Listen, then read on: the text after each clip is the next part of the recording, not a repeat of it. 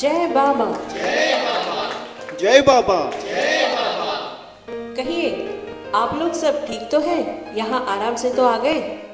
जी money बहन, बड़े आराम से आ गए। ठीक है, आराम से बैठिए।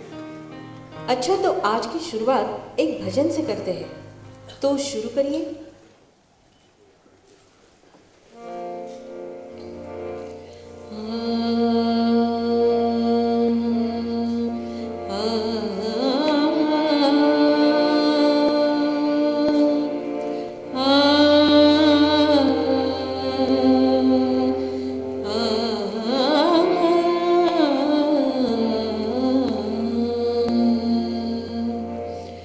जय जय मेहर, जय गुणधाम,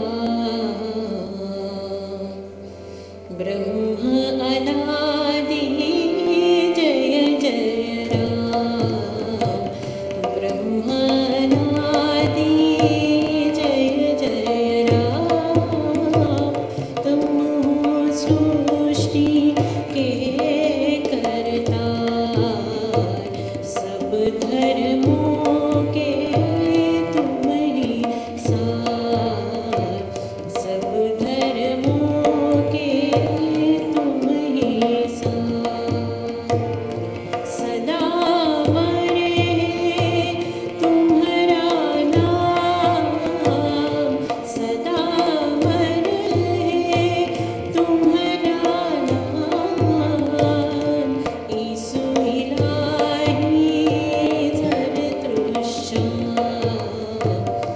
ईसु इलाही ज़रतुश्शाह, जय जय मेहर, जय गुणधाम, ब्रह्म अनादि जय जय राम,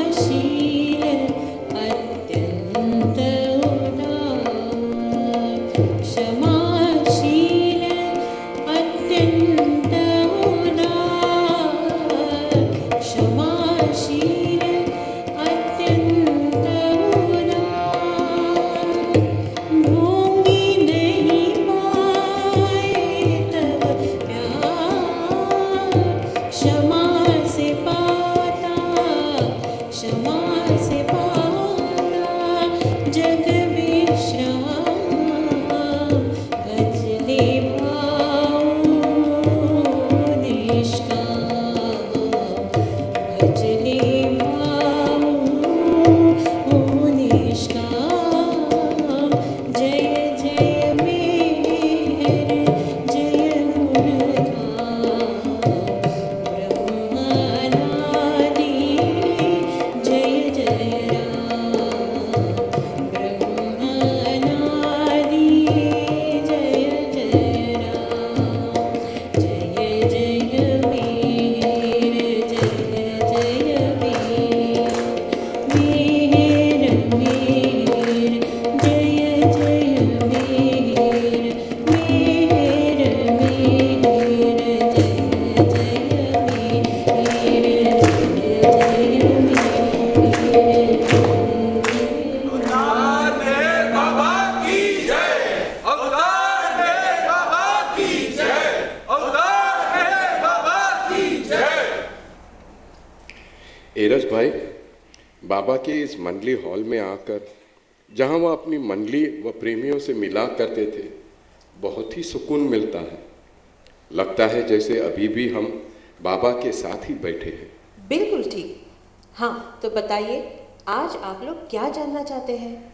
आज हम यह जानना चाहते हैं कि बाबा मानव रूप में ईश्वर इस रूप में कैसे आए, उनको लाने वाले कौन हैं? हाँ, और उनको अपने अवतार होने का ज्ञान कैसे हुआ? आज तो आपने बड़े अच्छे सवाल पूछे। हमारी माँ शिरीन माई हमें ये सब बताया करती थी। मेहर बाबा की बचपन की बातें, उनके बचपन के अनुभव। अच्छा, तो मनी बहन, हमें जल्दी से बताइए, बहुत ही उत्सुकता हो रही है। ठीक है, थोड़ा पेशेंस रखिए। मेहर बाबा अवतार है, ये तो आप सब जानते ही हैं। अब प्रश्न उठता है कि अवतार कौन होता है? जब प्रत्येक मन कठोरता से जुड़कर अपने अहंकारी मन को ऊंचाइयों पर ले जाकर अपने हृदय को सुला देता है, और जब हमारा युग दुख और भ्रम से भर जाता है, खुदा पुरातन पुरुष को इस धरती पर मानव रूप लेकर आना पड़ता है, अवतार का रूप धारण करना पड़ता है, खुदा रूप में मानव। अच्छा, तो फिर खुदा मानव रूप में कैसे आते हैं? देखो भाई, खुदा को जगाकर अवतार के रूप में अवतरित करने वाले होते हैं सद्गुरु, जो मानव रूप में ईश्वर होते हैं। अवतार कभी भी अपनी इच्छा से नहीं आता, हमेशा 5 सद्गुरु ही हर अवतारिक काल में उन्हें मानव रूप में लाते हैं। इन 5 के पास उस संपूर्ण सृष्टि की चाबी होती है जिसमें असंख्य ब्रह्मांड होते हैं। तो मेहर बाबा को लाने वाले कौन से 5 सद्गुरु थे? हाँ, ये आपने ठीक पूछा। इस अवतारिक काल में 5 सद्गुरु बाबा जान, नारायण महाराज, ताजुद्दीन बाबा, साईं बाबा और उपासनी महाराज ही इस युग के अवतार को धरती पर लाए हैं। इन 5 सद्गुरुओं ने अवतार की आंखों पर एक पर्दा डाल दिया था, जो एक सही समय पर ही हटा। तो ये पर्दा कैसे हटा? हाँ, ये एक बहुत ही खास बात है। ये पर्दा किस तरह हटा, अवतार जागृत होकर किस तरह हमारे बीच आए, अब यही हम आपको बताएंगे। और इस दौरान उनके सद्गुरुओं और कुछ अन्य लोगों के साथ किस तरह के संबंध बने, ये भी आपको बताएंगे। एक खास बात मैं आपको पहले ही बता देता हूँ कि जहाँ सद्गुरु बाबा जान ने अपने दिव्य चुंबन से मेहरवान, जी हाँ, इस युग के अवतार मेहर बाबा का बचपन का नाम को दैवीय चेतना दी, वही सद्गुरु उपासनी महाराज उन्हें इस दिव्य स्थिति से वापस सांसारिक चेतना में दिव्य चेतना रखते हुए लाए। हाँ, और इस दौरान हमारी माँ शिरीन को भी बहुत ही अलग अनुभव से होकर गुजरना पड़ा। तो अब हम इन अलग तरह के संबंधों और उनके अवतारीकरण की शुरुआत को आपको थोड़ा विस्तार से बताते हैं। हमारी माँ शिरीन हमें बाबा के बचपन के बारे में बताया करती थी। प्यार से वो उन्हें मेहरो कहा करती थी, बाकी लोगों के लिए वो मेहरबान थे। वो कहती थी कि उन लोगों को कुछ ऐसे अनुभव हुए जिससे उन्हें मेहरो की दिव्यता की झलक मिलती थी। इसके अलावा वो एक अच्छे विद्यार्थी, अच्छे खिलाड़ी, आदर देने वाले बेटे और एक बहुत बढ़िया गायक थे। साथ ही साथ वो एक ऊंचे आदर्शवादी, गरीबों के लिए उदार, दयालु, सदाचारी थे। उनको कविताओं से बहुत प्रेम था, उनका दिल बहुत कोमल था। तो माँ द्वारा बताए हुए मेहरबान के अवतारत्व की एक झलक देखते हैं। मेहरबान ने 4 बावड़ी में एक कॉस्मोपॉलिटन क्लब खोल लिया था, जिसमें लड़के आध्यात्मिक और धार्मिक किताबें पढ़ते थे और गेम्स खेलते थे। भाई मेहरबान, अपना क्लब तो बहुत अच्छी तरह चल रहा है। हाँ बेली, प्रेम व भाईचारा भी कायम है। मेहरबान, मेरा नाम रामनाथ है, मैं इसी बिल्डिंग में रहता हूँ। मैं भी आपके क्लब का सदस्य बनना चाहता हूँ। हाँ हाँ, क्यों नहीं बेली, इसका नाम भी सदस्यों की सूची में लिख लो। ठीक है मेहरबान।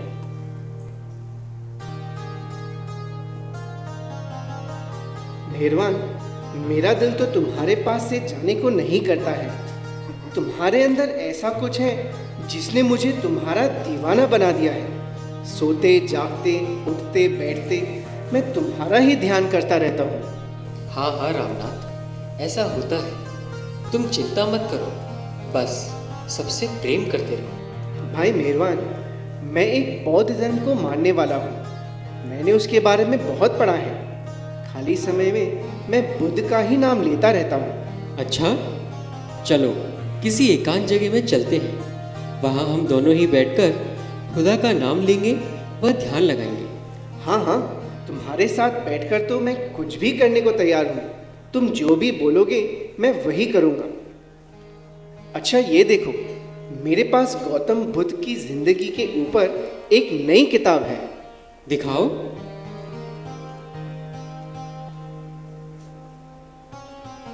बड़ी अच्छी किताब है। इसका नाम बुद्ध भगवान लॉर्ड बुद्धा बड़ा ही सुंदर है।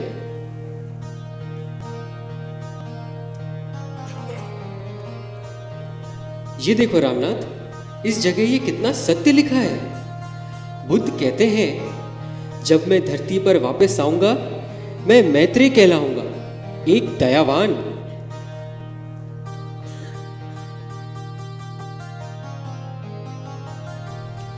मुझे ऐसा क्यों लग रहा है कि मैं ही वे दयावान हूं? मैं बुद्धा हूं। क्या वास्तव में मैं बुद्धा हूं? हाँ मेहरबान, तुम हो। मेरे दोस्त, जबकि तुम बौद्ध धर्म में इतना विश्वास रखते हो, तुम रंगून क्यों नहीं चले जाते? वहां तुम और ज्यादा सीख सकते हो। अच्छा मेहरबान, जैसा तुम कहो। मैं फौरन ही रंगून जाने की तैयारी करता हूँ।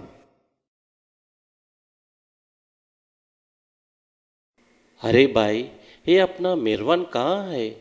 मैंने सुना कि रामनाथ रंगूर में बहुत बीमार होने के बाद पुनः वापस आ गया है। हाँ, शायद मेहरबान उसी से मिलने गया है।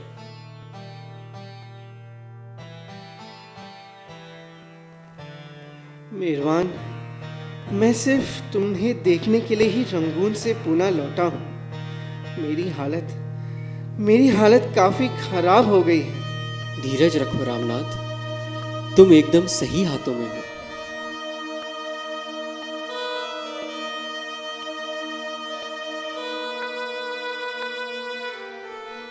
रामनाथ, तुमने अपने खुदा बुद्धा की गोदी में ही अपना शरीर छोड़ा है।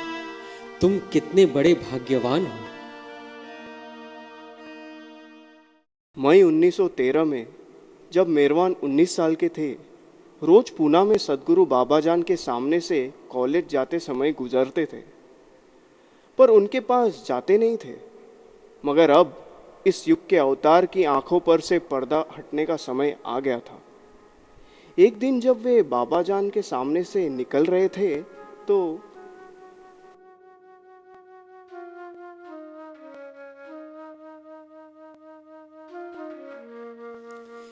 ये बूढ़ी औरत मुझे देखकर काफी खुश लगती है। ऐसा लग रहा है जैसे मैं इनकी आंखों की तरफ एक चुंबकीय शक्ति से खिंचा जा रहा हूं।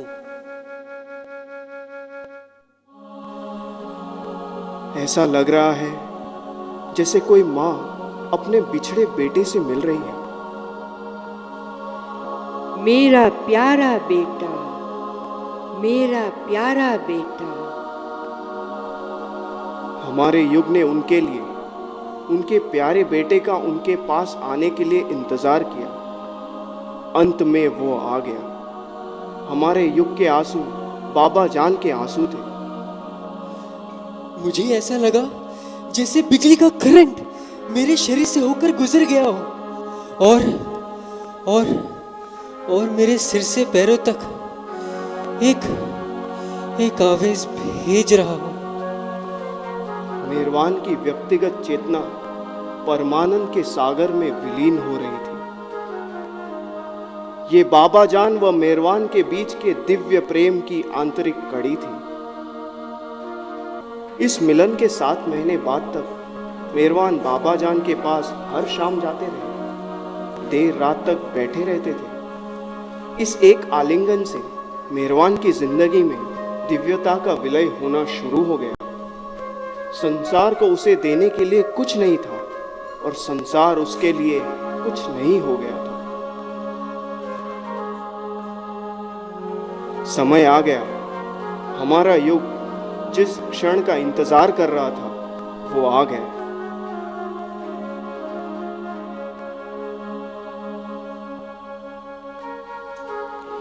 ये मेरा प्यारा बेटा है। ये एक दिन पूरे संसार को हिला देगा और पूरी मानवता को इसके द्वारा लाभ पहुंचेगा। मेहरबान की स्थिति का कारण उनकी व्यक्तिगत पहचान का खत्म होना था। उनकी ड्रॉपसोल पहचान, पर्दा हट गया था। उन्होंने अपने आप को अनंत खुदा के सागर के रूप में पाया। उन्हें केवल एक ही चेतन अनुभव था, मैं खुदा हूँ, मैं खुदा हूँ, मैं खुदा हूँ और कुछ भी नहीं हूँ।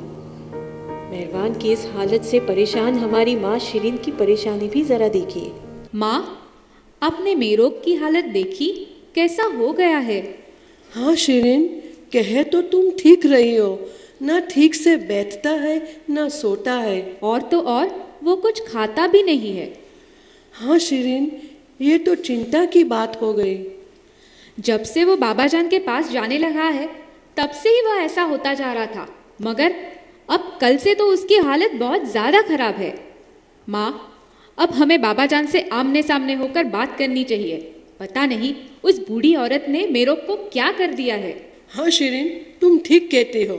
चलो फिर बाबा जान के पास ही चलते हैं। मैं जानती हूँ कि मेरोग आपके पास अक्सर आता रहता है। आपने मेरे बेटे को क्या कर दिया है? आपको उसके साथ क्या है? वह आपके पास क्यों आता है? उसने ऐसा पहले कभी नहीं किया। मेहरबान, मेहरबान, मेरा प्यारा बेटा, मेरा प्यारा बेटा। माँ, इनकी हिम्मत तो देखिए, मेरोग को अपना बेटा कह रही है। ऐसा ये कैसे कह सकती है? मेहरबान, मेहरबान, वह संसार को हिला देगा, वह संसार को जगाएगा। आपकी इन सब बातों का मतलब क्या है?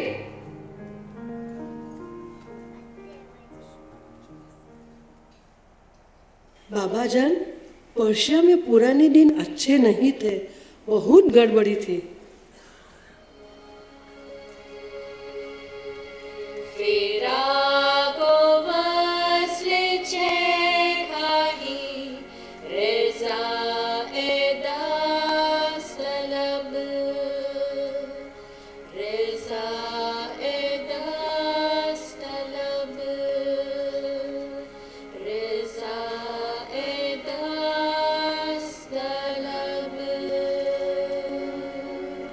ये माँ को क्या हो गया?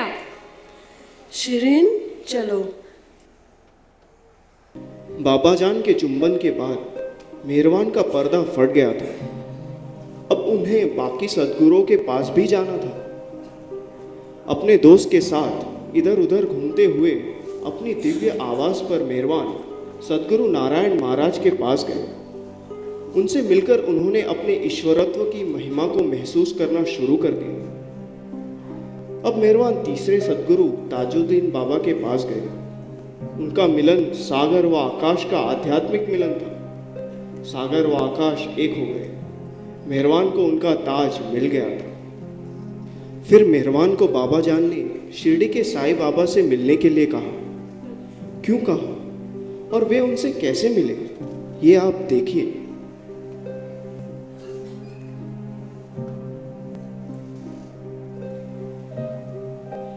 मेरे बेटे, खजाना जो तुम ढूंढ रहे हो उसकी चाबी मेरे पास नहीं है। मैं वह नहीं हूं जो तुम्हें वह दूं। खजाना तुम्हारा है, यह तुम्हारे अकेले का है। इसमें कोई शक नहीं है कि यह खजाना तुम्हारा है। लेकिन मेरे बेटे, तुम्हारे पास उसकी चाबी होनी चाहिए। तुम्हें चाबी लेनी चाहिए। अपना खजाना ले लो, चाबी वहां है। मेरे बेटे, शिरडी जाओ, वहां एक पवित्र साईं है। जाओ और जाकर साईं से मिलो। देखो, अगर वह तुम्हें अभी चाबी दे दे, साईं से चाबी ले लो। शिरडी के साईं बाबा अपने लेंडी जुलूस में लोगों के साथ आ रहे थे। मेहरबान इस युग के अवतार का मिलन उनके साथ हो गया।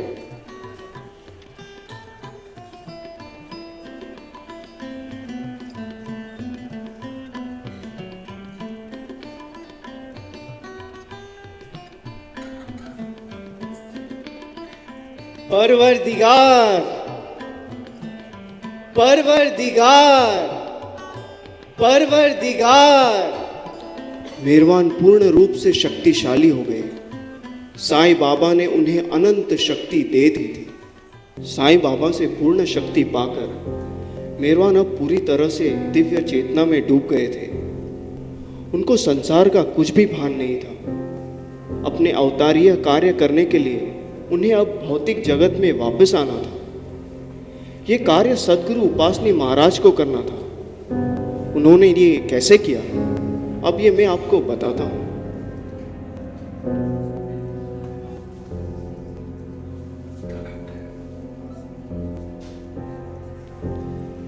उपासनी महाराज का उस पत्थर को फेंकना एक पवित्र बल था।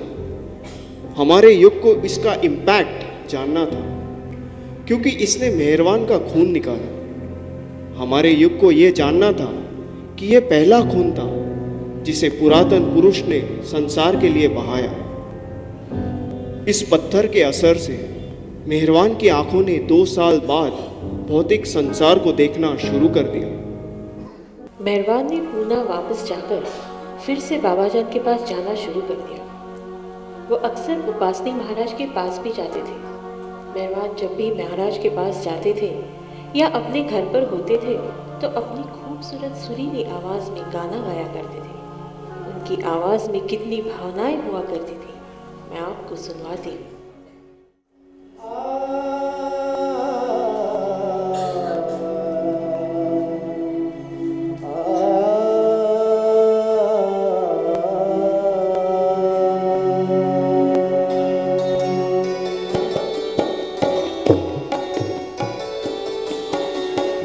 सुलेमानी है सुलेमानी है सुलेमानी, तुझे जो करनगीने से भला जरनायत की खुदा ने कर खजीने से भला।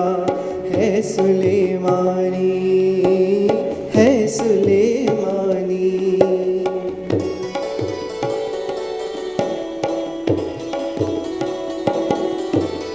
जो तेरा बुरा ही चाहे उस पर एहसान कर, उस पर एहसान कर।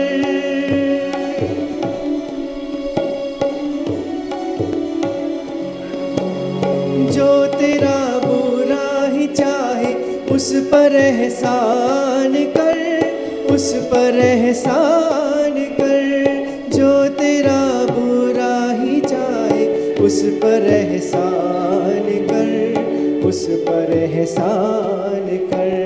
करना दुश्मन को भला बेशक है कीने से भला, जरनायत की खुदा ने कर खजीने से भला।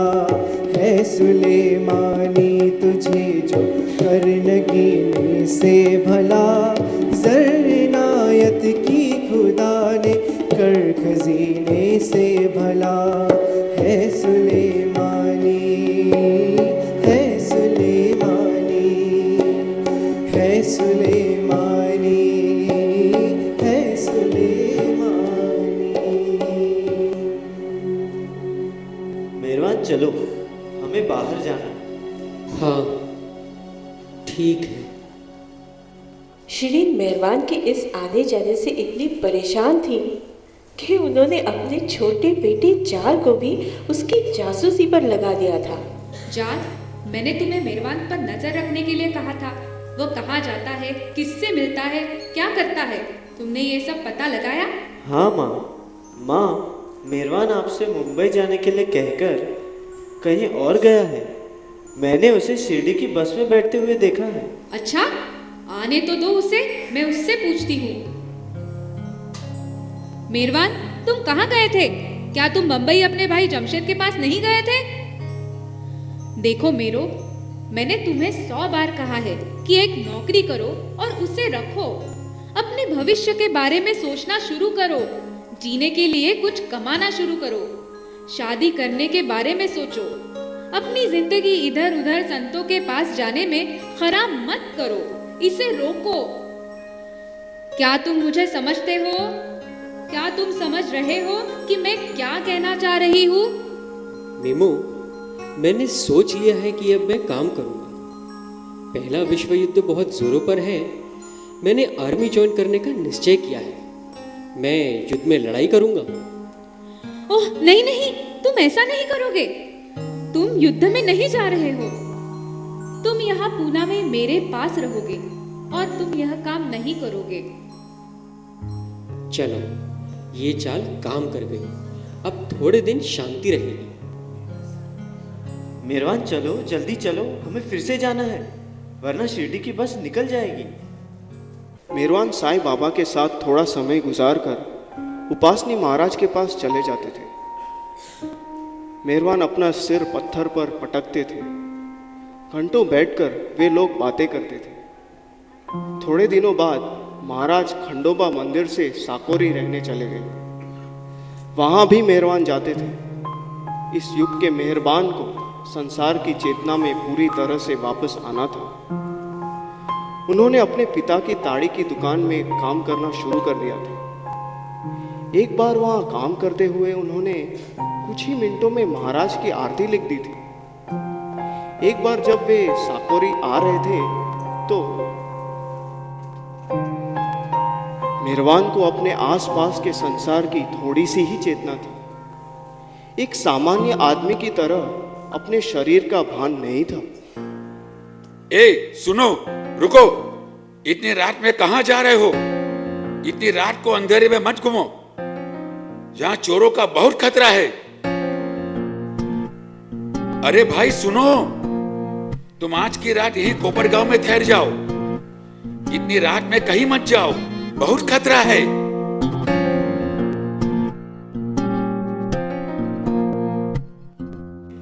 अरे बाप रे, ये तो कोई पागल लगता है। कहीं मेरे ऊपर हमला ना कर दे। कृपया मुझे माफ कर दो। ओहो, ये कैसा आदमी है? इसका व्यवहार तो मेरी समझ से बाहर है। मगर एक बात है, इसके चेहरे पर एक अलग तरह की चमक है। मेहरबान अब मेहरबान सेठ कहलाए जाने लगे थे। उनका व उपासनी महाराज का संबंध बिल्कुल अलग तरह का था। उनके आपस में एक दूसरे से संपर्क करने के तरीके अलग ही थे। आने जाने के अलावा भी उनके कई तरीके थे। सदाशिव, मेहरबान सेठ आजकल पूना से बाहर बहुत जाने लगे हैं। हाँ बैराम जी, ज़्यादातर तो वह साकोरी उपासनी महाराज के आश्रम में ही जाते हैं। हाँ, पर जब कभी वो जा नहीं पाते हैं तो हम लोगों के साथ महाराज के लिए संदेश भिजवाते हैं। हाँ सैयद साहब, एक बार मैंने एक संदेश पढ़ने की कोशिश भी की थी, पर वे बहुत ही रहस्यमय से होते हैं।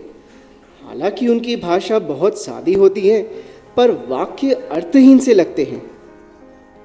बैराम जी, ये मेरे कुछ संदेश है, इन्हें आप उपासनी महाराज के पास पहुंचा दीजिए।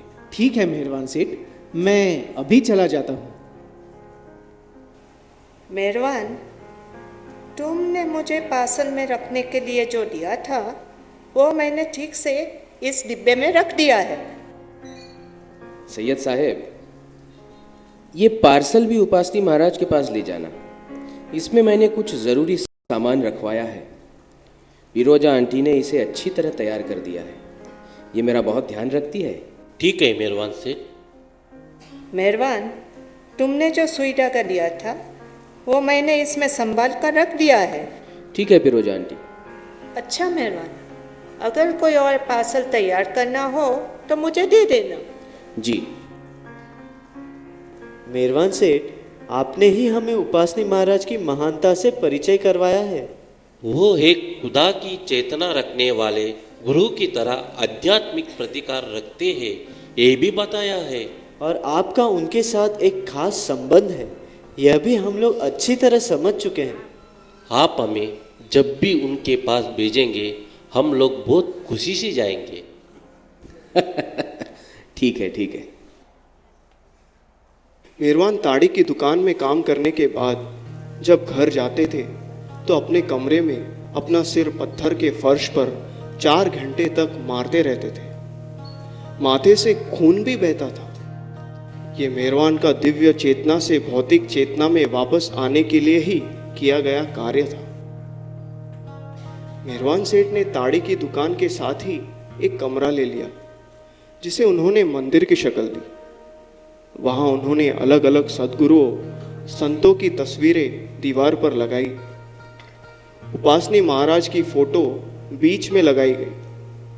जहाँ हिंदू आरती व पूजा होती थी, वहीं मुस्लिमों के होने पर कव्वाली भी होती थी। कभी कभी मेहरवान सेठ खुद ही ढोलक भी बजाते थे। जयराम जी, सब तैयारियां ठीक से हो गई? जी मेहरबान सेठ। तो ठीक है, चलो एक भजन शुरू करते हैं। सदाशिव, वो ढोलक मुझे जरा दे दो। जी।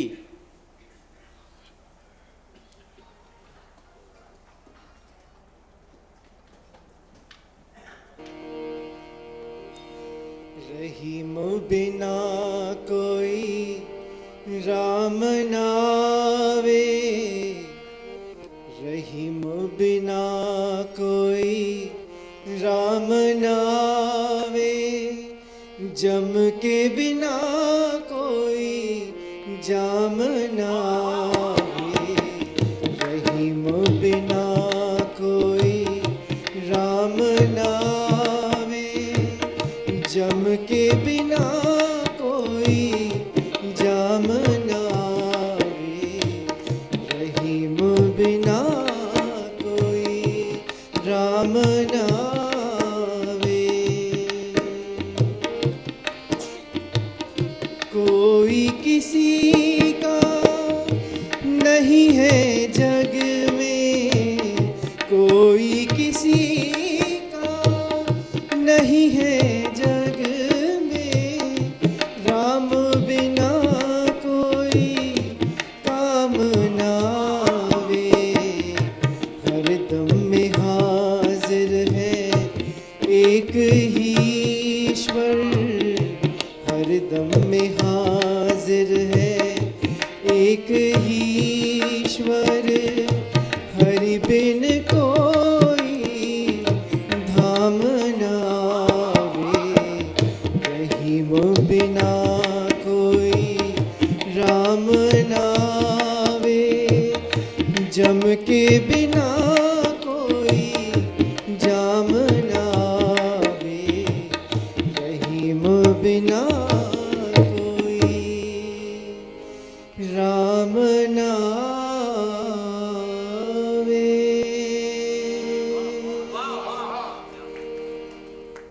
वाह वाह मेहरबान सेठ, आपने तो समा बांध दिया। आपकी आवाज कितनी मीठी है। अच्छा, अब एक कव्वाली हो जाए। हाँ हाँ, ये अच्छा विचार है। कव्वाली में मजा आ जाएगा।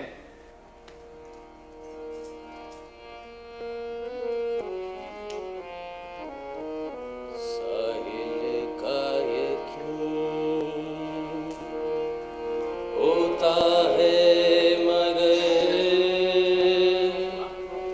तूफान में सफीने आते हैं, साहिल का यकीन होता है मगर तूफान में सफीने आते हैं, साहिल का यकीन,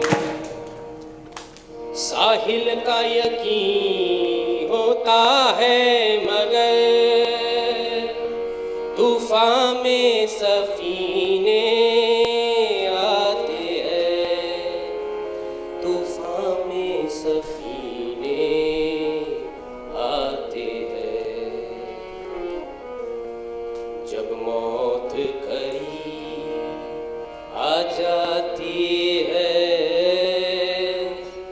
सर्दी में पसीने आते हैं, जब मौत करीब आ जाती है, सर्दी में पसीने आते हैं, जब मौत करीब,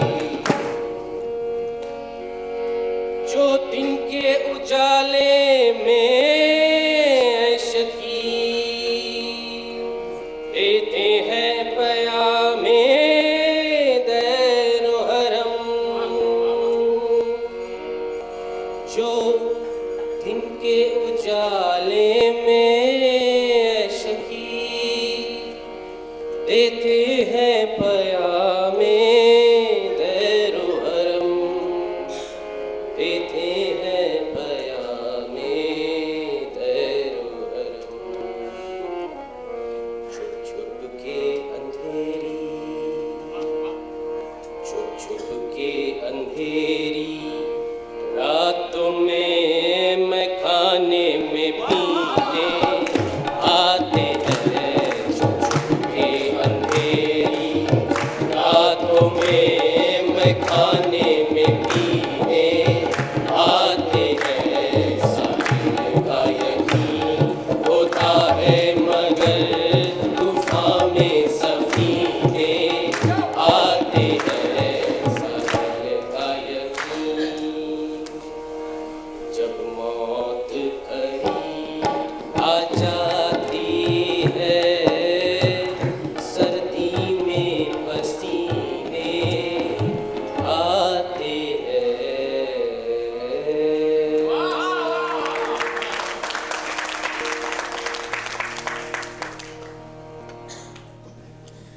चलो अब आरती शुरू करो।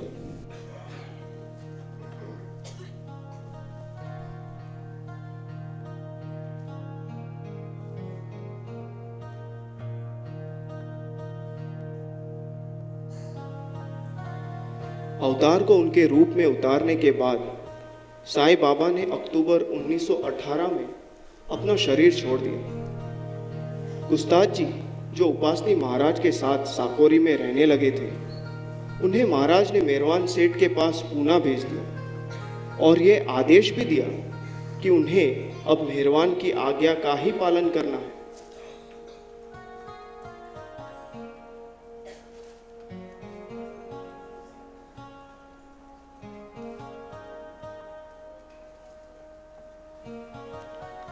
मेहरबान सेठ, मुझे उपासनी महाराज ने आपके साथ रहने व आपका आदेश मानने के लिए कहा है। हाँ हाँ ठीक है, मैं जानता हूँ। आप अब से यहीं रहिए। आप पूरा दिन हमारी ताड़ी की दुकान में काम कीजिए, वो शाम को यहाँ मंदिर में हर रोज पूजा व आरती करिए, ठीक है? जी मेहरबान सेठ। मगर गुस्ताद जी, यहाँ आपके रात को रहने की जगह नहीं है, इसलिए आप पूरी रात बाबा जान के साथ सड़क पर बिताइएगा। जी। बाबा जान रात को सोती नहीं थी और गुस्ताद जी को उनकी हर ज़रूरत का ख्याल रखना होता था, जिसके कारण गुस्ताद जी को ठंडी रातों में थोड़ा सा भी आराम नहीं मिलता था। कुछ महीने ऐसे ही बिताने के बाद गुस्ताद जी ने मेहरवान सेठ को एक राय दी। कहिए गुस्ताद जी, सब ठीक तो चल रहा है ना? बाबा जान के साथ सब ठीक है? मेहरबान सेठ, वैसे तो सब ठीक है, मगर मैं आपको एक राय देना चाहता हूँ। हाँ हाँ गुस्ताद जी, कहिए, जरूर कहिए। मेहरबान सेठ, बाबा जान पूरा समय एक गंदी सड़क पर रहती है। ये अच्छा होगा कि उन्हें एक अच्छी जगह पर रखा जाए जहाँ वो ठीक से आराम कर सके। ठीक है, पर पहले आप ये पता करिए कि क्या ऐसा करना उनके लिए ठीक होगा, और उनसे ज़रूर पूछिए कि क्या एक लकड़े का प्लेटफॉर्म उनके लिए अच्छा रहेगा। जी मेहरबान सेठ, मैं अभी जाता हूँ। बाबा जान, मुझे लगता है कि इस सड़क पर रहने से आपको आराम नहीं मिलता है, इसलिए मैंने मेहरबान सेठ से आपके रहने के लिए एक अच्छी जगह का इंतज़ाम करने के लिए कहा था। क्या लकड़ी का प्लेटफॉर्म आपके रहने व सोने के लिए ठीक रहेगा? क्या मेरे लिए? उसकी क्या ज़रूरत है? चलो, तुम लोग चाहते हो तो ठीक रहेगा। मेहरबान सेठ ने लकड़ी का प्लेटफॉर्म बाबा जान के लिए बनवा दिया, पर कुछ महीनों बाद गुस्ताद जी फिर से मेहरबान सेठ के पास पहुंचे। क्या बात है गुस्ताद जी, क्या फिर से कोई प्रॉब्लम आ गई है? जी मेहरबान सेठ, ये अच्छा होगा कि बाबा जान को और भी अच्छी जगह दी जाए जहाँ वो आराम कर सके। मैं सोचता हूँ कि अगर वहाँ एक गद्दा डाल दिया जाए तो कैसा रहेगा? ठीक है ठीक है, पर पहले आप बाबा जान से पता कर लीजिए कि यह उनके लिए सही है या नहीं। जी मेहरबान से। बाबा जान, मुझे लगता है ये लकड़े का प्लेटफॉर्म आपके लिए आरामदायक नहीं है। मैं चाहता हूँ कि इसके ऊपर एक रुई का गद्दा डलवा दिया जाए, उससे आपको काफ़ी आराम मिलेगा। मेहरबान सेठ ने मुझे इसके लिए आपसे पूछने के लिए कहा। ठीक है, आप लोग जैसा ठीक समझे, मगर गुस्ताद जी, मैं जहाँ भी जाऊँ आपको वह गड्ढा उठाकर ले जाना पड़ेगा। ठीक है, मैं ऐसा करने के लिए तैयार हूँ। मेहरबान सेठ ने बाबा जान के लिए गद्दा भी बनवा दिया।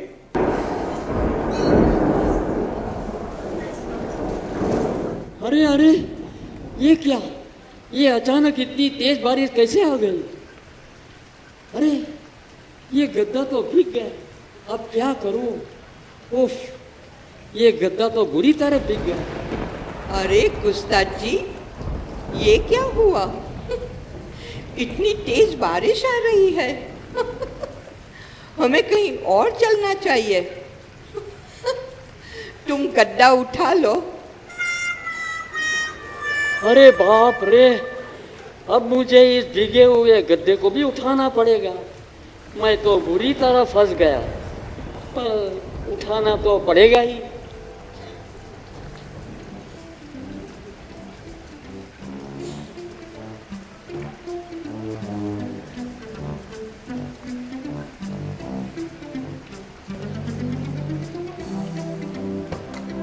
गुस्ताद जी, चलो।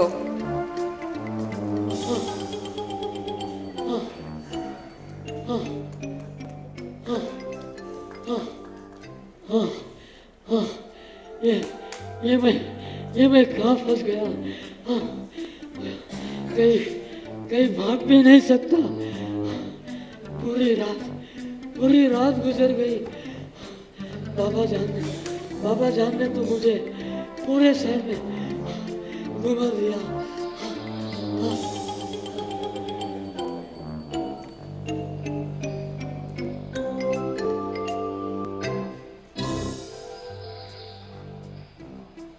गुस्ताद जी, यह गड्ढा तो भीग कर पूरी तरह खराब हो गया। अब आप इसे फेंक दीजिए। चलो, जान बची। पूरी रात घूमते घूमते मैं तो परेशान हो गया। जी बाबा जान, मैं उसे फेंकता हूँ। ताड़ी की दुकान में मेहरबान सेठ लोगों में सिर्फ प्रेम बांटते थे और लोगों को उनके मंदिर में होने वाली प्रार्थनाओं में शामिल होने के लिए जगाते थे। यहाँ लोगों द्वारा उनको एक ईश्वर साक्षात्कार्य के रूप में पहचाना गया। वह उनकी पहली मंडली बनी। उनकी मंडली धीरे धीरे बढ़ने लगी। गुलमई नाम की एक महिला, जो अहमदनगर के खान साहेब कैकुशरू सरोश ईरानी की पत्नी थी, वो उपासनी महाराज के पास आने के बाद में मेहरबान सेठ की आध्यात्मिक माँ बनी। ये कैसे हुआ, आपको बताता हूँ। गुलमाई, मैंने आपको साकोरी के उपासनी महाराज के बारे में बताया था ना। हम लोग अभी उन्हीं के दर्शन करके आ रहे हैं। और कितने महान सद्गुरु हैं। अब तो आप भी उनसे मिलने जल्दी से जल्दी चलिए। गुलनाथ, मैं एक हिंदू गुरु के पास नहीं जाना चाहती। मेरे पति मुझे इसकी आज्ञा नहीं देंगे। गुलमाई, आप कोशिश तो करिए। मैंने आपके बारे में महाराज से बात की थी। आप चलिए तो आपकी सब तकलीफ़ें दूर हो जाएगी। ठीक है। गुलमाई, क्या आप जानती हैं ये कौन है? नहीं, मैं नहीं जानती। ये पूना के शेरियार मुंदेगर ईरानी के बेटे मेहरबान हैं और दूसरे उनके बिजनेस पार्टनर बैराम जी हैं। उनकी पूना में ताड़ी की दुकान है। वे भी उपासनी महाराज के शिष्य हैं। हाँ, शहरियार मेरे पिता के रिश्तेदार हैं। मैंने सुना था कि उनका एक बेटा पागल हो गया है। क्या ये वही बेटा है? हाँ, फिर भी ये बहुत सुंदर गाता है। अच्छा। मैं किस तरह अपने मन के बोझ को महाराज को बताऊंगी? गुलमाई, अब आप महाराज के पास जाइए और आपके मन में व दिल में जो भी है सब बता दीजिए, कुछ भी मत छिपाइएगा। ठीक है। मेहरबान सेठ को कैसे पता चला कि मेरे मन में क्या चल रहा है? महाराज, मैं आपसे भीख मांगती हूँ कि आप मेरे शरीर, मन, संतान, संपत्ति के समर्पण को स्वीकार कर लीजिए। महाराज, महाराज, मेरी जिंदगी में बहुत मुश्किलें हैं। आप मुझे हमेशा के लिए साकोरी में ही रहने दीजिए। गुलमाई, तुम अपने पति व परिवार के पास वापस जाओ। तुम यहाँ कभी कभी आ सकती हो। जी महाराज। अब आप सब मंदिर में आरती के लिए जाइए। सदाशिव, इन महिला का स्वभाव कितना मधुर है। मेरी भी एक माँ है। अगर ये मेरी माँ होती तो जिंदगी कितनी अलग होती। जी मेहरबान सेठ। मेहरबान सेठ, आप कितने अच्छे हैं। गुलमाई महाराज के पास आती रही। यहाँ उन्हें बहुत तकलीफों का सामना करना पड़ा। यहाँ तक कि एक बार तो महाराज ने उन्हें जोर से थप्पड़ भी मार दिया था। गुलमाई, आप बहुत भाग्यवान व पहली महिला हो जिसे ये सब टेस्ट्स उपासनी महाराज जैसे की कृपा से मिले हैं। आपने खुदा की नज़र में इन तकलीफों को बहुत अच्छी तरह से पार कर लिया है। अगर एक सद्गुरु किसी को पीटता है तो ये उसका आशीर्वाद होता है। आप वाकई आशीर्वाद प्राप्त हो। जी मेहरबान सेठ, आप ठीक कहते हैं। मैं तो बहुत ही भाग्यवान हूँ जो मुझे ये सब मिला। बाद में गुलमय और उनके पति ने मेहरबान सेठ को अपनी पूरी जिंदगी सौंप दी। आगे चलकर गुलमय उनकी आध्यात्मिक माँ कहलाई।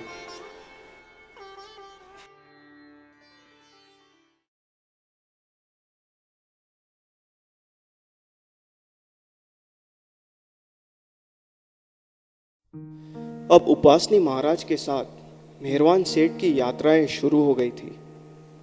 ये लोग बनारस के एक महायज्ञ में गए। फिर मेहरबान सेठ को महाराज ने सदाशिव के साथ जगन्नाथपुरी भेजा, जहां मंदिर के एक पुजारी द्वारा पूछने पर सदाशिव ने मेहरबान सेठ को जगत नारायण यानी कि खुदा खुद बताया। ये लोग फिर खड़गपुर और नागपुर ताजुद्दीन बाबा से मिलने गए। पुणे लौटने के बाद महाराज इन्हें साकोरी बुलाकर नासिक ले गए। मेहरबान, यह महादेव मंदिर है जो ईश्वर की महानता को प्रदर्शित करता है। हम लोग यहाँ पर रात बिताएंगे। ठीक है महाराज।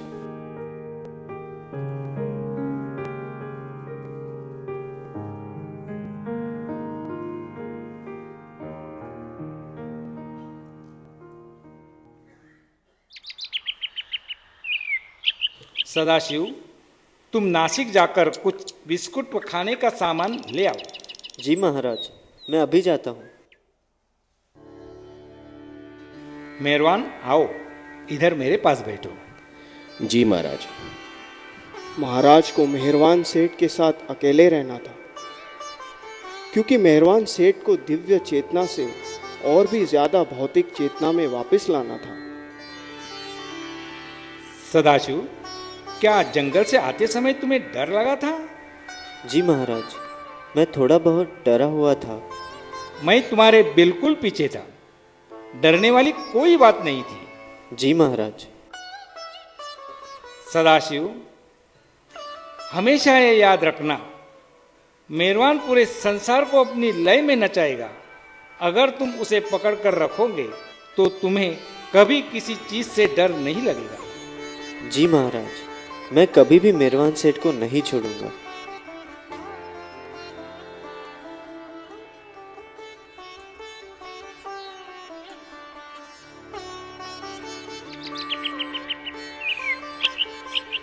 चलो मेहरबान, अब हमें गावलवाड़ी जाना है, जहाँ पर भोरगाड़ की पहाड़ पर हमें चढ़ना है। जी महाराज, चलिए।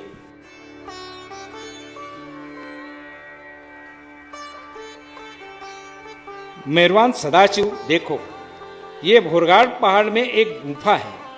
यहाँ मैंने करीब करीब 1 साल तक बिना खाए पिए बैठकर खुदा का नाम लिया था। तब मैं साईं बाबा से नहीं मिला था और न ही मुझे ईश्वर साक्षात्कार हुआ था। अच्छा महाराज।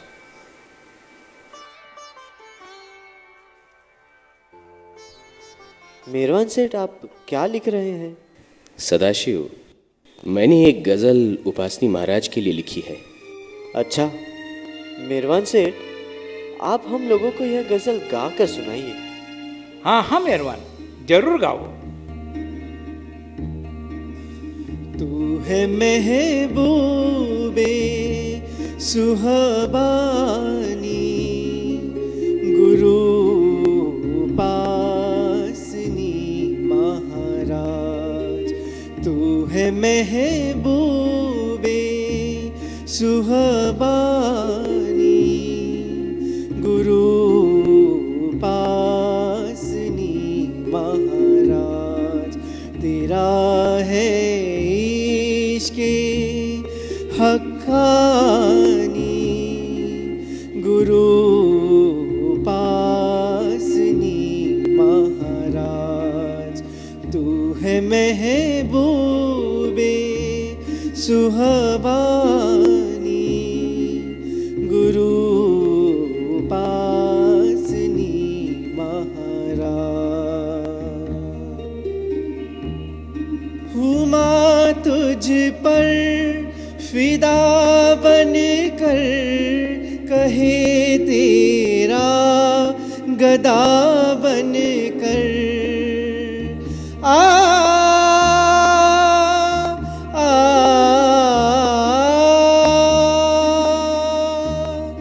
हुमा तुझ पर फिदा बन कर, कहे तेरा गदा बन कर, कहे तेरा गदा बन कर।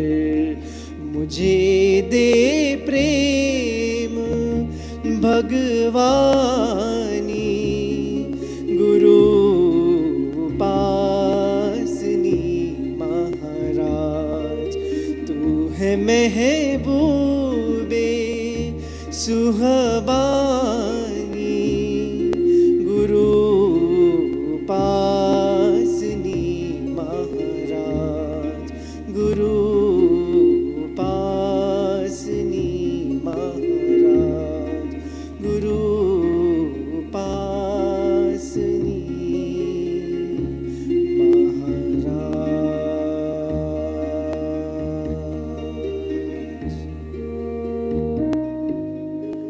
वाह मेहरबान सेठ, वाह! आपकी मीठी आवाज ने तो मेरे हृदय के तार झंकृत कर दिए हैं। वाह वाह मेहरबान, वाह! महाराज मेहरबान सेठ के साथ अपनी यात्रा समाप्त करके वापस साकोरी चले गए।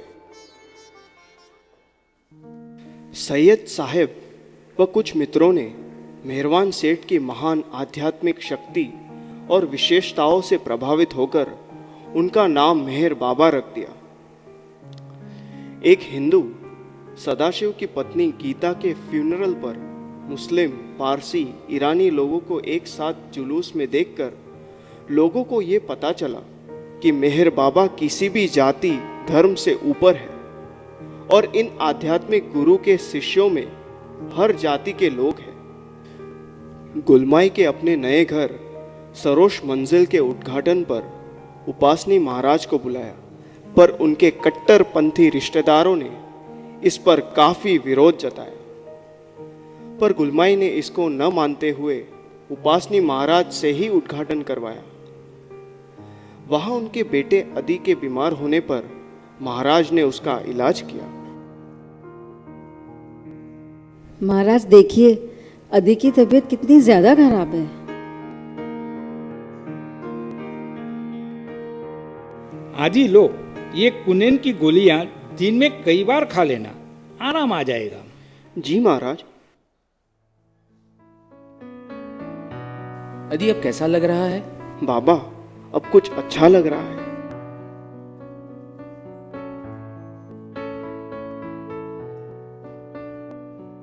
अगर तुलना की जाए तो मेरी माँ या पिता का प्यार एक तालाब की तरह है, जबकि मेहर बाबा का प्यार एक सागर की तरह है। ये अच्छा होगा कि मैं प्रेम के सागर को ही खोजूं। इस घटना के बाद अदी मेहर बाबा के अहमदनगर के पहले सर्कल के कॉन्टैक्ट्स की तरफ गहराई से खींचे। आदि, अब तुम कैसा महसूस कर रहे हो? महाराज, मेहर बाबा ने मेरा बहुत ख्याल रखा है। मैं अब बिल्कुल ठीक हूँ। अदी, तुम तो बहुत अच्छा हारमोनियम बजाते हो। मेहर बाबा व महाराज को एक गाना सुना दो। वाह आदि, ये तो बहुत अच्छी बात है। लाओ वो ढोलक मुझे दे दो, मैं भी तुम्हारा साथ दूंगा। अरे वाह मेहरवान, फिर तो मजा आ जाएगा। चलो चलो। जी महाराज।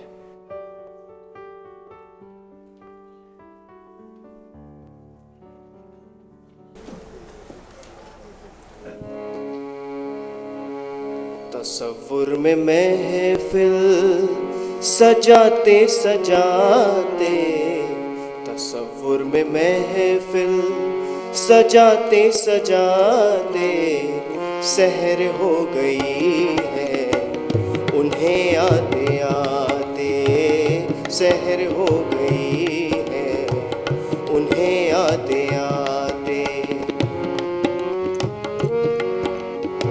शबे गम कटी किस तरह ये न पूछो, शबे गम कटी, शबे गम कटी किस तरह ये न पूछो, ये न पूछो। सितारों से बातें बनाते बनाते, सितारों से बातें बनाते बनाते सहर हो गई है, उन्हें आते आते सहर हो गई है, उन्हें आते आते। तसव्वुर में महफिल सजाते सजाते सहर हो गई है, उन्हें आते आते सहर हो गई है, उन्हें आते आते।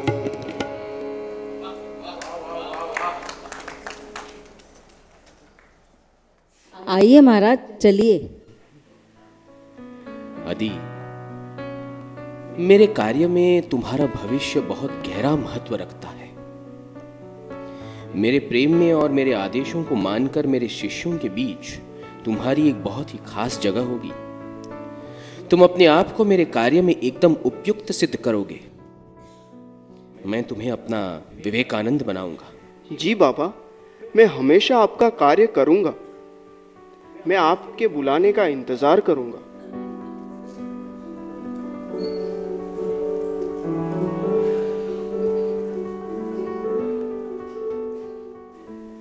अच्छा गुलमाई, अब हम लोग के जाने का समय हो गया है। पिछले 7 दिनों में तुमने हमारी बहुत सेवा की है। मैं तुमसे बहुत खुश हूँ। महाराज, फिर से आप हमें अपनी सेवा करने का मौका ज़रूर दीजिएगा।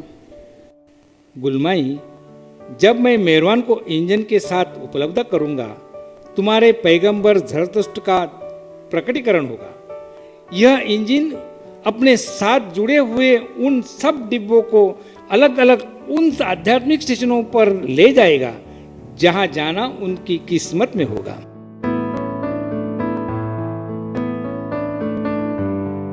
चलो मेहरबान।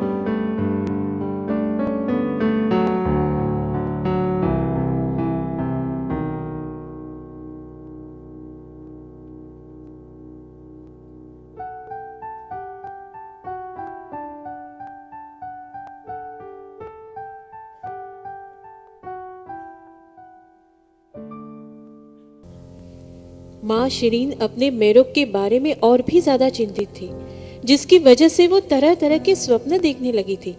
वो मेरोक के बार बार बाहर आने जाने से भी बहुत परेशान थी। शिरीन, शराब और ताड़ी की दुकानों के खिलाफ मद निषेध की गतिविधियां शुरू हो गई है।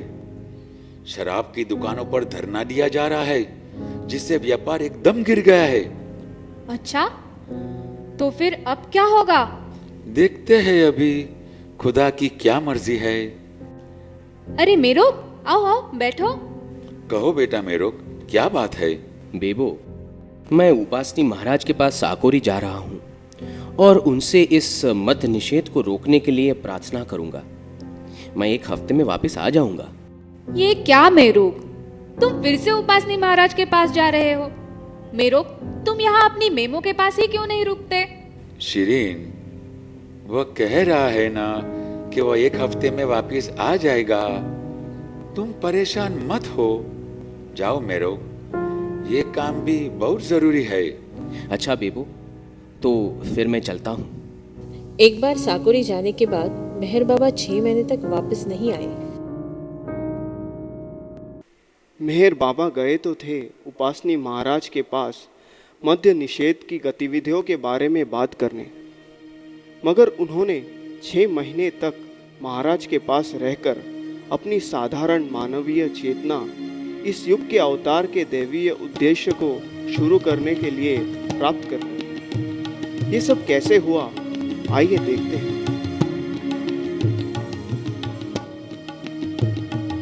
चल रहा था कान में मेरे कान, आने पूर्ण चेतना आ रही थी लौट के, फिर जगत की चेतना आ रहे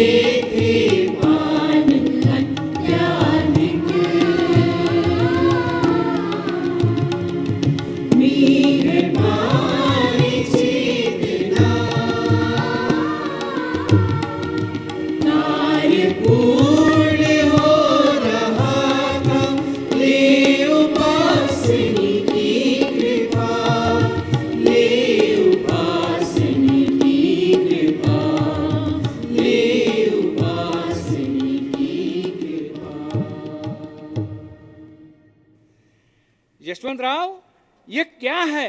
तुम सो रहे हो? तुम्हें मेहरबान को चाहे वो जितने भी पान मांगे खिलाने हैं। इसे तुम अपना पावन कर्तव्य समझो कि तुम्हें मेहरबान के लिए पान तैयार करने हैं। क्या तुम्हें जरा सा भी विचार है कि तुम कितने भाग्यवान हो जो मेहरबान की सेवा कर रहे हो? भविष्य में तुम इतने लापरवाह मत होना।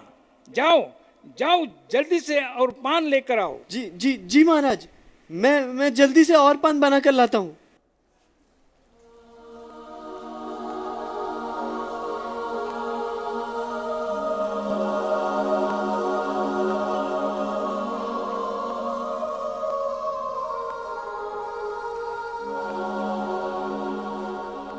मुझे ऐसा महसूस हो रहा है जैसे इस सृष्टि में मैं अकेला हूं।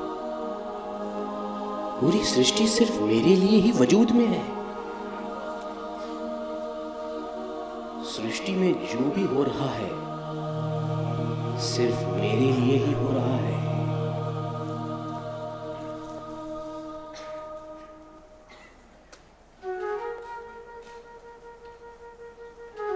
अरे ये क्या?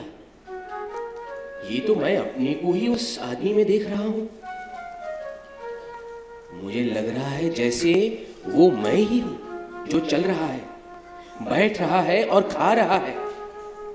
मुझे तो ऐसा लग रहा है जैसे मैं ही हर एक बन गया हूं। अब मैं ये समझ चुका हूं कि मैं ही हर एक हो गया हूं। मेहर बाबा की ये सब सुस्पष्ट उच्च चेतना की अवस्थाएं उनके 7 प्लेन से भौतिक संसार में आने का उतार था और 7 साल के समय में धीरे धीरे संसार के लिए चेतना और उनके अपने होने के वास्तविक उद्देश्य व पहचान, उनके अवतारत्व के लिए भी उनमें चेतना आती गई। ये मेरे सिर में क्या हो रहा है? अचानक इतने हजारों विचार मेरे मन में क्यों आ रहे हैं? ये किसके विचार हैं? जो मेरे मन में आ रहे हैं ये तो लगता है जैसे अलग अलग लोग मेरे मन में बोल रहे हैं। ये विचारों का कितना शोर है। लगता है ये पूरे संसार के मनुष्यों के विचार मुझे सुनाई दे रहे हैं। यहां मेरे सामने तो कोई नहीं है, कोई नहीं है मेरे सामने। दूर दूर तक के लोगों के विचार मेरे मन में आए जा रहे हैं। मैं क्या करूं? ये अनंत रूप से विचार जो मेहर बाबा के व्यक्तिगत मन में आ रहे थे, वे इन्हें केवल इसीलिए सह पा रहे थे क्योंकि उनका मन अब विश्वव्यापी हो गया। ओ ये कैसा अनुभव है? ये कैसा अनुभव है? मुझे ऐसे लग रहा है जैसे गोले, रोशनी के गोले मेरे हृदय से बाहर आ रहे हैं। मेरा दिल खुला है। अनगिनत गोलों के अंदर गोले फट रहे हैं। ये सब अनंत सृष्टियां मेरे हृदय में से बाहर आ रही है। हर एक में अनंत ग्रह, चंद्रमा और सूरज है।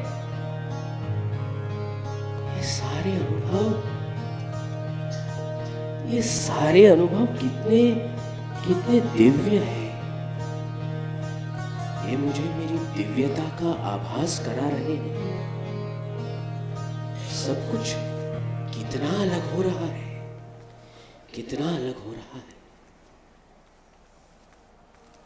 मेहरबान, अब तुम्हें कैसा लग रहा है? महाराज, मुझे तो बड़े विलक्षण अनुभव हो रहे हैं। मेहरबान, इस ब्रह्मांड में इतनी ज्यादा दुनिया है जिसकी एक आम आदमी कल्पना भी नहीं कर सकता। केवल वही जिसे खुदा का साक्षात्कार हुआ हो इन्हें देख सकता है। जी महाराज। मेहरबान, मैं अपनी भौतिक आंखों से ब्रह्मांड के सारे ग्रह गिन सकता हूँ। इसके लिए मेरे मन को एक जगह केंद्रित होना जरूरी होता है।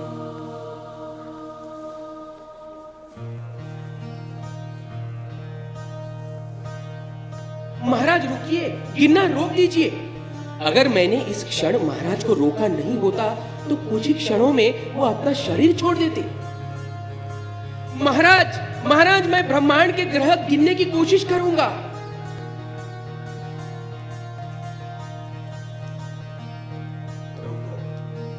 बस मेहरबान, अब गिनना रोक दो।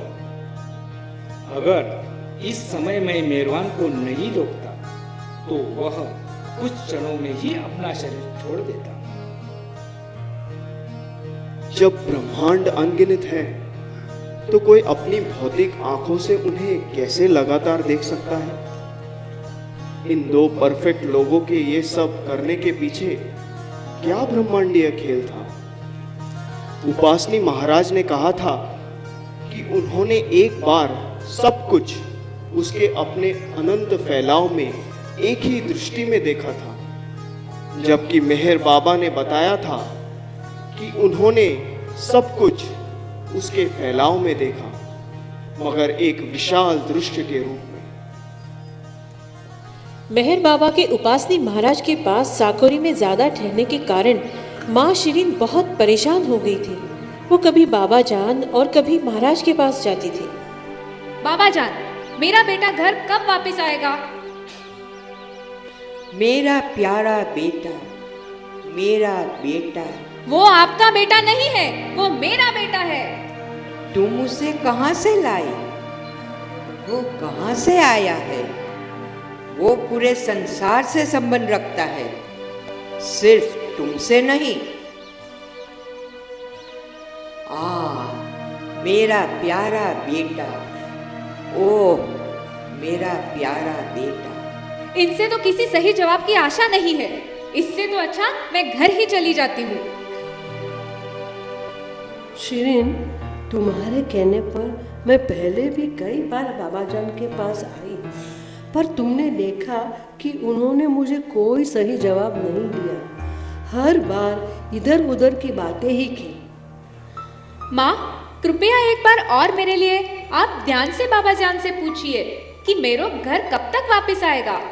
ठीक है, तुम कहती हो तो मैं पूछती हूँ। बाबा जान, शिरीन का बेटा मेहरवान घर कब वापस आएगा? वो बहुत ज़्यादा परेशान है। वो मेरा बेटा है, उसका नहीं। मेरा प्यारा बेटा संसार से संबंध रखता है। एक दिन वो दुनिया की नींव को हिला देगा। तुम उसके बारे में चिंता क्यों करती हो? वह अब तुम्हारे हाथों से बाहर चला गया है। जी बाबा जान। माँ, ये बाबा जान मुझे कुछ नहीं बताएगी। मुझे अब उपासनी महाराज से आमना सामना करने जाना है। अब वही मुझे मेरू के बारे में बताएंगे। ठीक है, तो तुम जाओ। बहुत ज़्यादा परेशान होकर माँ शिरीन आखिरकार उपासनी महाराज के आश्रम में पहुँच ही गई। वहाँ उनके साथ क्या होता है, आइए देखते हैं। उपासनी महाराज ने मुझे बहुत बार इधर उधर की बातें करके बेवकूफ बनाया है। कभी भी मेरू को मेरे साथ नहीं भेजा। अब की बार मैं उनकी किसी चाल में नहीं आऊंगी। मैं मेरू को उनके पास से वापस लाकर ही रहूंगी। ओ माँ, स्वागत है, स्वागत है। मैं आपकी माँ कैसे हो गई? अरे, आप तो पूरी सृष्टि की माँ है। ये मेरे साथ फिर कोई चाल खेल रहे हैं। अब आप मुझे अपने अभिवादन से बहकाइए मत। मैं यहाँ आपसे अपनी झूठी प्रशंसा करवाने के लिए नहीं हूँ। मुझे दिखाइए मेरा बेटा कहाँ है। मैं उसके लिए ही आई हूँ। माँ, पहले थोड़ी देर मेरे साथ बैठिए तो। दुर्गाबाई। जी महाराज। दुर्गाबाई, मेहरवान की माँ के लिए कुछ खास पकाओ। जी महाराज। अरे, मैं महाराज को हार पहनाना तो भूल ही गई। वाह वाह, कितना प्यारा जूतों का हार आप मेरे लिए लाई हैं। क्या? इस बात से आपका क्या मतलब है? मैं ये हार सिर्फ आपके लिए पूना से लेकर आई हूँ और हाँ हाँ, मैं जानता हूँ पूरे रास्ते आप क्या सोच रही थी। यही ना कि जब आप यहाँ आएगी तो मुझसे किस तरह झगड़ा करेगी। पूरे रास्ते आप मुझे गालियाँ दे रही थी। हाँ, महाराज ठीक ही तो कह रहे हैं, पर ये फिर से मेरे साथ चाल खेल रहे हैं। महाराज, अब आप मुझे किनारे मत करिए। मैं अपने बेटे से बात करने आई हूँ। वो कहाँ है? वो यही कही है। मैं नहीं जानता कि वो यहाँ क्यों रहता है। तुम्हारा बेटा दिमागी तौर पर ठीक नहीं है। मैं नहीं जानता कि उसके बारे में मैं क्या करूँ। मैं खुद उसे यहाँ रुकने के लिए जोर नहीं देता। मैंने तो उसे यहाँ से जाने के लिए छड़ी से मारा भी, मगर वह नहीं गया। मैं उसके साथ क्या करूँ? माँ, तुम उसे घर वापस ले जाकर क्या करोगी? क्या तुम सोचती हो इससे उसे मदद मिलेगी? हाँ, मैं उसकी मदद करूंगी। जैसे ही हम पूना लौटेंगे, मैं उसकी शादी करा दूंगी। ये बहुत अच्छा है। माँ, मेहरवान को ले जाने से पहले एक काम करिए। जब आप मेहरवान के लिए एक लड़की ढूंढ ले, तो एक लड़की मेरे लिए भी ढूंढ लीजिए। तो हम दोनों एक साथ शादी करने आपके साथ चलेंगे। हाँ? कौन आप जैसे आदमी को अपनी लड़की देगा? अरे अरे अरे अरे अरे। मगर अगर मैं आपका बेटा हूँ तो मैं अयोग्य कैसे हो सकता हूँ? मुझे परेशान करना बंद करिए और कृपया अब मेरू को बुला दीजिए। गुलमाई, ये मेहरवान की माँ शिरीन है और शिरीन ये अहमदनगर की गुलमाई है। ये भी पारसी है। इनसे दोस्ती कर लीजिए और अपने गुस्से को ठंडा करिए। बाद में जब आप मेहरवान से मिलेंगी, उससे बहुत सारे सवाल मत करिएगा। उससे खुश होकर बात करिए और तब जाइए। जी महाराज। उसके जैसा बेटा पाकर आप बहुत भाग्यवान हैं और ये सब है आपकी पिछली अच्छी जिंदगियों की वजह से। मैं उसके लिए क्या कर सकता हूँ? आपको उसे आध्यात्मिक रास्ते का अनुसरण करने के लिए बढ़ावा देना चाहिए। उसको सांसारिक जीवन नरक में मत फेंकिए। उसकी एक दिन शादी जरूर होगी। जी महाराज।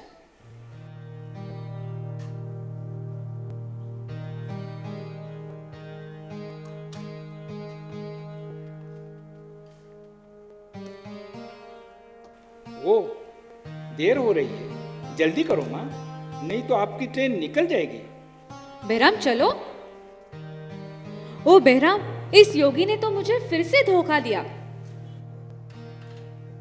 हमेशा की तरह उपासनी महाराज ने माँ शिरीन को फिर से बातों में बहलाकर साकुरे से वापस भेज दिया। उनकी परेशानी तो और ज़्यादा बढ़ गई।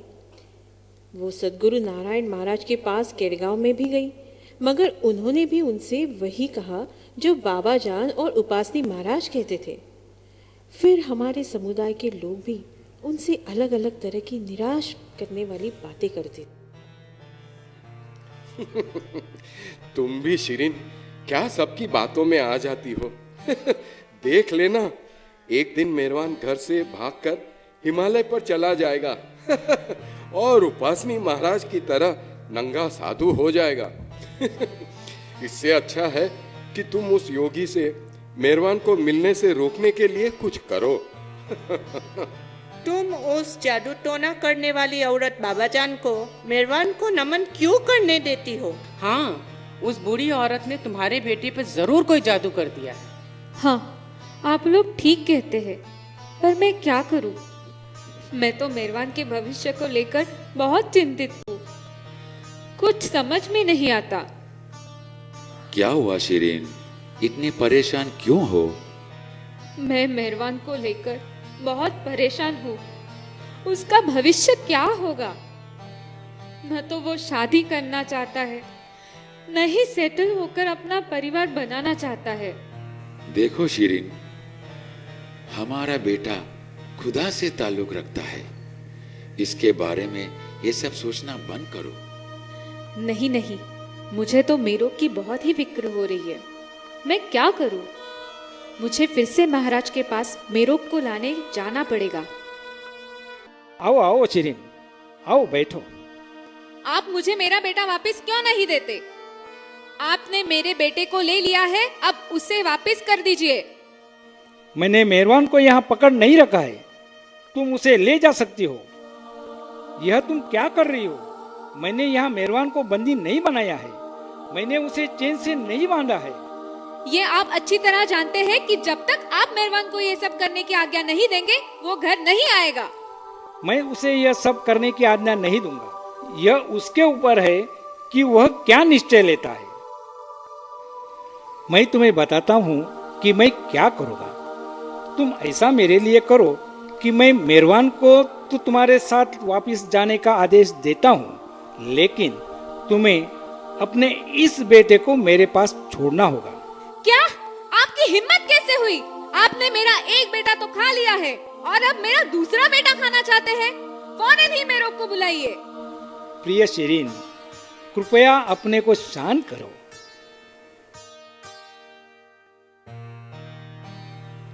दुर्गाबाई, मेहरवान को बुला लाओ। जी महाराज, अभी बुलाती हूँ। मेहरवान, तुम्हारी माँ फिर से आई है।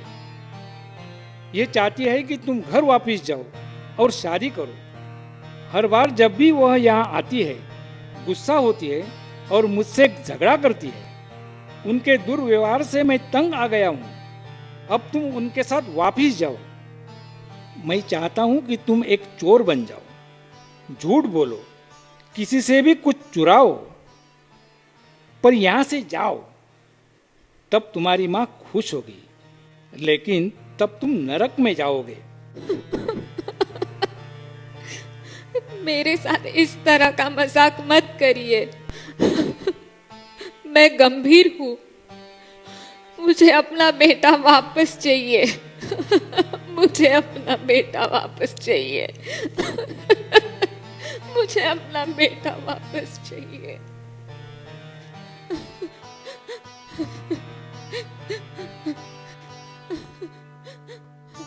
शिरीन, आओ बाहर बैठकर नाश्ता कर लो। ठीक है दुर्गाबाई, चलिए।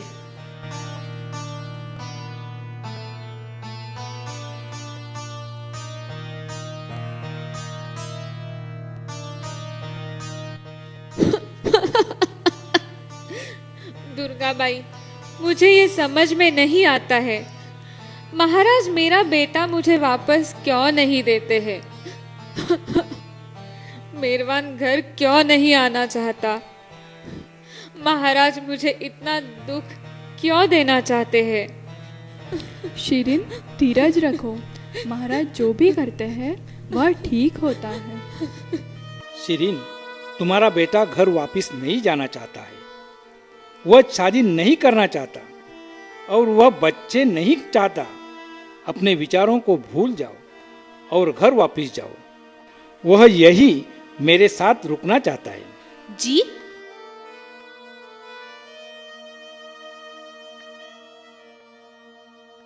मैं मेहरवान के लिए तुम्हारे प्यार को नमन करता हूँ।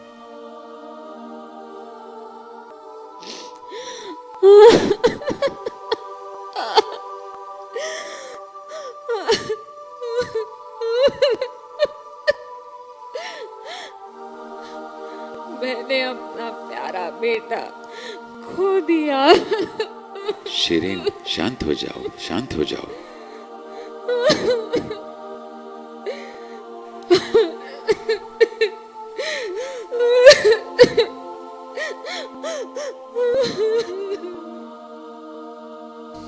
माँ शिरीन का दिल पूरी तरह से टूट गया था।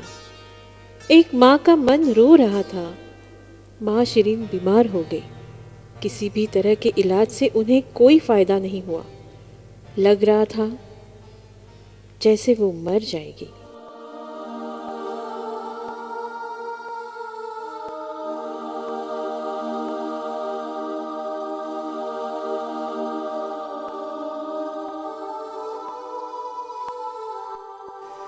ये मुझे क्या दिखाई दे रहा है?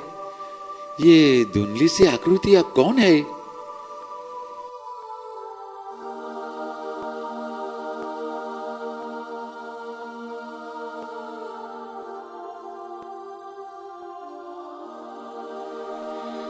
मुझे पानी चाहिए।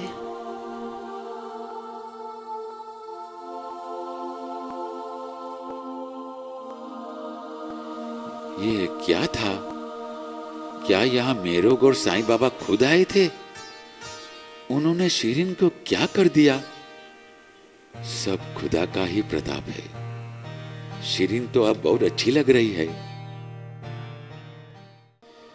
इसके बाद पूरे 6 महीने तक मेहर बाबा उपासनी महाराज के साथ साकोरी में उनके आश्रम में रहे। एक दिन के लिए भी नहीं गए। वे एक छोटे कमरे में रहते थे। वे वही पैंट और फटी सूती कमीज और सैंडल जो बाबा जान ने उसे दिए थे पहने रहते थे। हालांकि वे नीचे आ रहे थे और सामान्य चेतना पुनः प्राप्त कर रहे थे, फिर भी उन्होंने कभी आराम नहीं किया और ना ही कभी इस दौरान सोए नहाए। कुछ मिनटों के लिए भी उन्होंने अपनी आंखें बंद नहीं की थी। देखिए, आरती शुरू करो।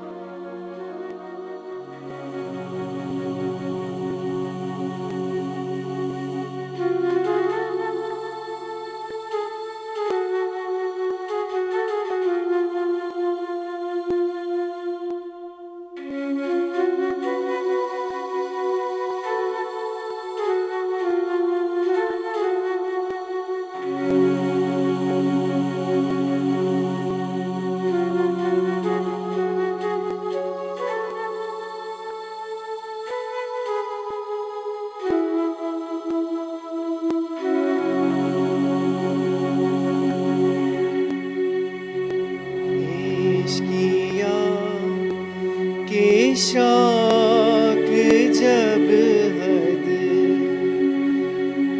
से सिवा हो जाएगा,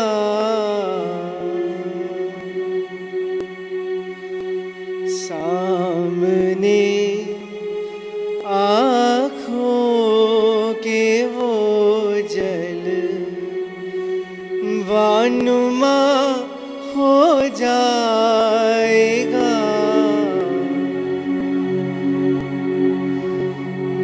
इश्किया के शौक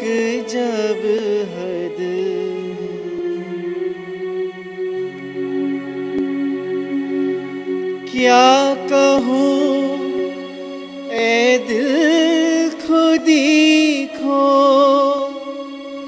कर तू क्या हो जाएगा।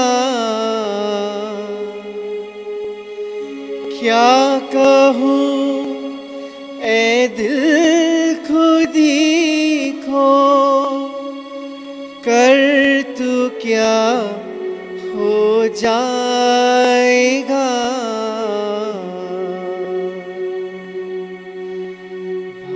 हाशिले हक होगा बंदे से खुदा हो जाएगा। इश्किया के शौक जब हद से सिवा हो जाएगा। सामने आँखों के वो जल वानुमा हो जाएगा।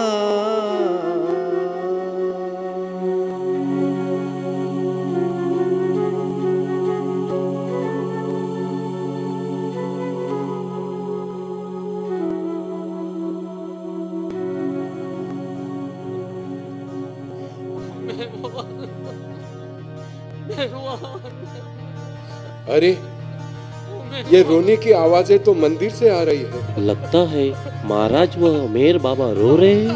हाँ, पता नहीं इन दोनों के बीच क्या चल रहा है।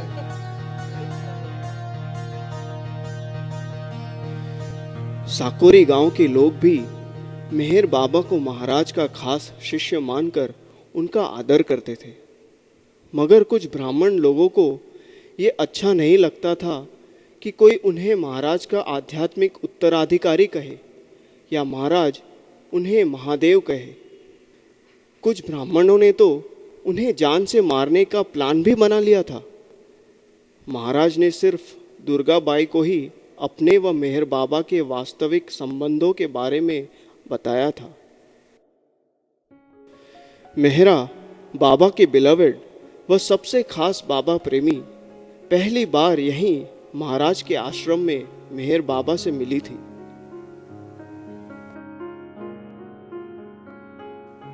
तुम लोग कब आई? वो कहाँ से आई हो? महाराज, हम लोग कल रात को आए थे। तुम्हारे नाम क्या है? पीरोजा महाराज। मेहरा। ब्राह्मण लड़कियों के लिए इसका उच्चारण कठिन होगा, वह इसके आदी नहीं है। मैं तुम्हें मेरा नाम देता हूँ। यह एक संत का नाम है और आज से हम तुम्हें मीरा पुकारेंगे। जी महाराज।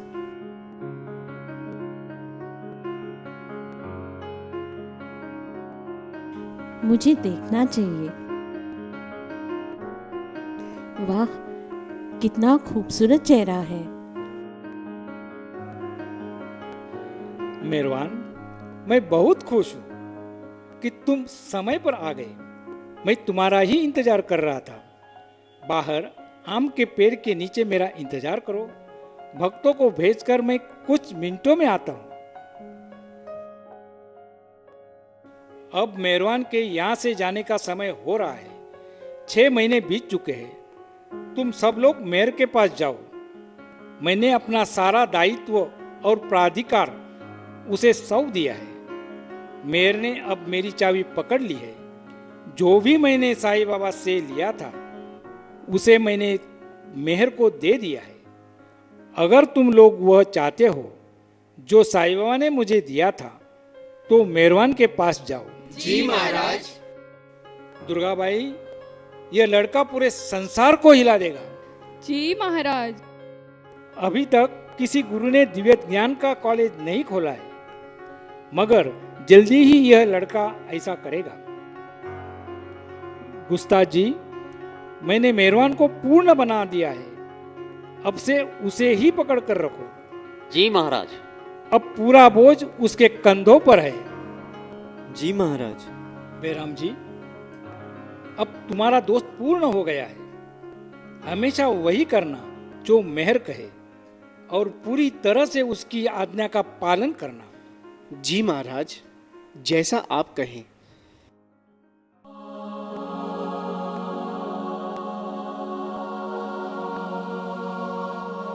ओ मेहर, तुम आदि शक्ति हो, तुम अवतार हो।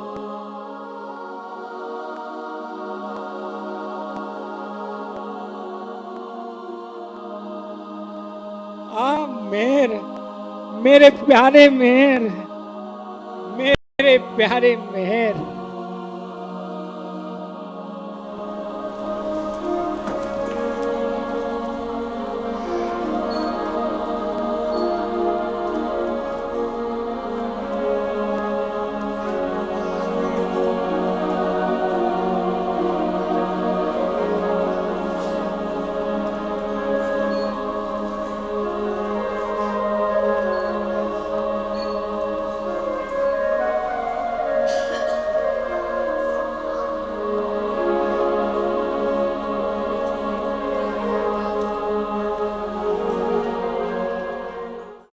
इस समय मेहर बाबा 28 साल के थे।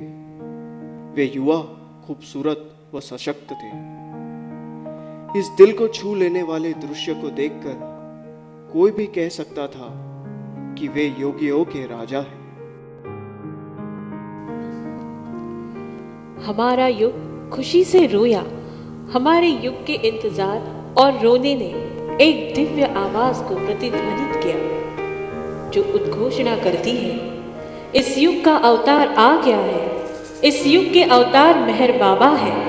मेहर बाबा हमारे दयालु पिता की जय। पूर्ण रूप से दयावान सूर्य उदय हो चुका था।